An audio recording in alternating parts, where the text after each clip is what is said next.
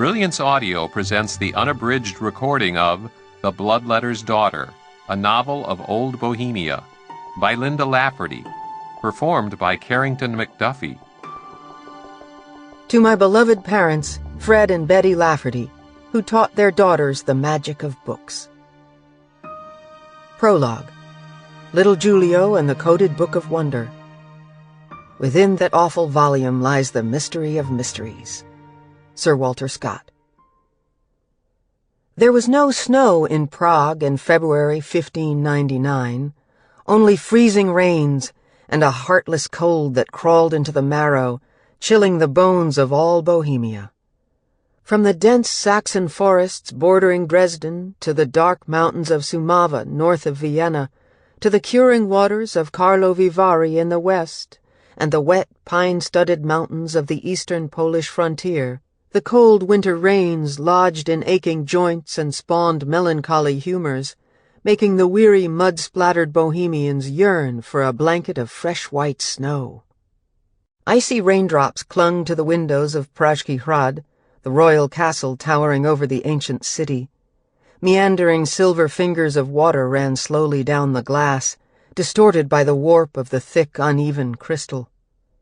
A boy, not more than 13, sat with his head propped in his hands, his elbows resting on either side of an open book. The beige vellum, soft and fragile, was illuminated by a smoking tallow candle on the mahogany table. Even in the early afternoon, the thin gruel of midwinter light entering the windows did not offer enough illumination for the boy to read. As if anyone could ever read this book. The boy who gazed so hungrily at the book had honey-toned hair that grew in unruly waves. He pushed his hair out of his blue-green eyes the color of the North Adriatic Sea. Julio studied his precious book in his mother's apartments, for the royal nursery was far too noisy for a boy of such an intense nature.